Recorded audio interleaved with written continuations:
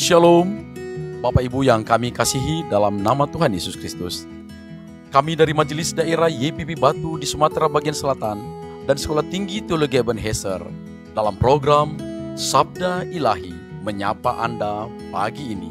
Tuhan Yesus memberkati. Kasih-Mu layakkan seluruh hidupku, mampukan ku melakukan yang Kau inginkan. Tak bisa ku terlepas, Kau menggenggam tanganku, ingin lebih mengenal pribadi-Mu.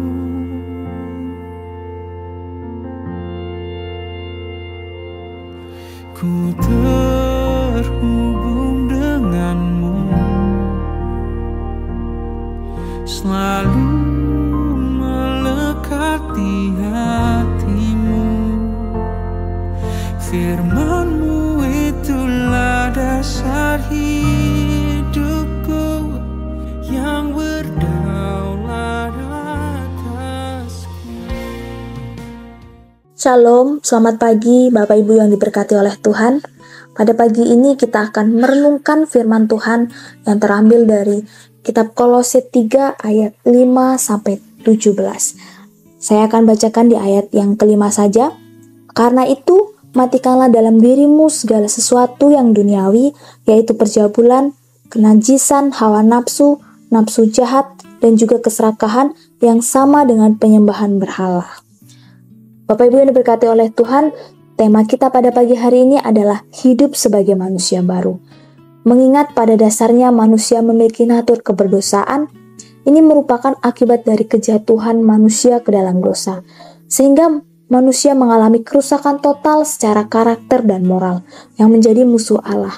Kemudian manusia terus-menerus hidup dalam keberdosaan dan sebagai dampak buruknya adalah ketidakberkenanan di hadapan Allah. Namun, melihat manusia terus hidup di bawah kutuk dosa, maka Allah memberikan anaknya yang tunggal untuk menyelamatkan manusia yang berdosa, agar lepas dari kutuk dosa. Dengan ketentuan manusia harus percaya kepada Yesus Kristus sebagai Tuhan dan Juru Selamat kehidupannya, dan melakukan setiap perintah-perintahnya. Mereka yang beriman kepada Yesus Kristus sebagai Tuhan dan Juru Selamat mereka, pola hidup mereka harus berubah, dan mereka disebut sebagai manusia baru. Melalui kebenaran firman Tuhan ini ada dua ciri manusia baru, yang diantaranya yang pertama, ada perubahan gaya hidup dengan meninggalkan pola hidup yang lama. Orang Kristen harus mengenakan sifat-sifat yang tentunya sesuai dengan karakter Allah, sehingga mereka dapat menghayati sifat-sifat tersebut.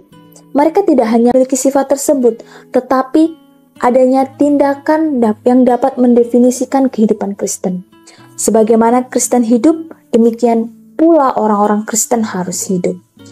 Di sini ada 5 daftar kebajikan di dalam ayat yang ke-12. Yang pertama, belas kasihan, kebaikan, kerendahan hati, kelembutan, dan kesabaran. Ini menggambarkan bahwa karakter kehidupan Kristen yang aktif sebagai umat pilihan Tuhan yang dipanggil keluar dari alam keberadaan manusia yang biasa untuk secara khusus mengabdi kepada Tuhan karena Dia mengasihi mereka.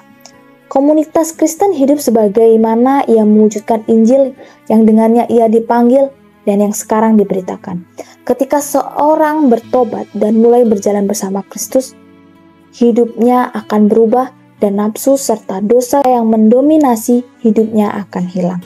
Dan ciri yang kedua yaitu hidup menurut keteladanan Kristus. Terdapat di Kolose 3 ayat 12-17. Dalam penafsiran ayat-ayat Kolose 3 ayat 10-14 jelas terlihat betapa pentingnya pembaruan dalam Kristus bagi orang-orang percaya. Ini bukan hanya tentang perubahan luaran, tetapi juga tentang transformasi batiniah yang mendalam yang memengaruhi karakter dan sikap kita. Sebagai manusia baru dalam Kristus, kita dipanggil untuk hidup dalam kesatuan dan kasih, mengenakan sifat-sifat Kristus dalam kehidupan kita sehari-hari, dan menjadi saksi yang setia akan kasih dan kebenarannya dalam dunia ini. Dengan melakukan hal itu, Kita tidak hanya akan mengalami pembaharuan dalam diri kita sendiri, tetapi juga akan menjadi saluran berkat bagi orang lain dan memberikan kesaksian yang kuat akan kuasa dan kasih Kristus kepada dunia. Ayat 17 menegaskan bahwa segala sesuatu yang kita lakukan, baik perkataan maupun perbuatan, harus dilakukan dalam nama Tuhan Yesus Kristus dan dengan mengucap syukur kepada Allah Bapa melalui Dia. Ini adalah panggilan untuk menjalani setiap aspek kehidupan kita sebagai pelayan kepada Kristus, mengutamakan kehendaknya dalam segala hal dan selalu mengakui dan mengucap syukur atas anugerah dan berkat-Nya. Jadi pada dasarnya inti dari perenungan kita pada pagi hari ini bahwa meninggalkan identitas dan perilaku lama bukanlah tugas yang mudah jika dipikirkan sebagaimana pada perjanjian lama. Kadang-kadang kita terikat erat dengan pola pikir dan kebiasaan yang telah terbentuk sejak lama, dan melepaskannya bisa terasa seperti melepaskan bagian dari diri kita sendiri. Namun, panggilan Kristus adalah panggilan untuk hidup yang baru dan diperbarui dalamnya. Proses meninggalkan identitas dan perilaku lama dimulai dengan pertobatan yang merupakan kesadaran akan dosa-dosa kita dan keinginan kuat untuk berbalik dari mereka. Ini kemudian diikuti dengan tindakan konkret untuk menolak dan meninggalkan pola pikir dan perilaku yang tidak sehat atau tidak bermoral. Penting bagi kita untuk memohon bantuan Roh Kudus dalam proses ini, karena hanya dengan kuasa-Nya kita dapat mengatasi kebiasaan dan kecenderungan dosa yang terikat dengan identitas dan perilaku lama kita. Meninggalkan identitas dan perilaku lama juga melibatkan proses pembaruan pikiran yang dicatat oleh Rasul Paulus dalam surat kepada jemaat di Roma.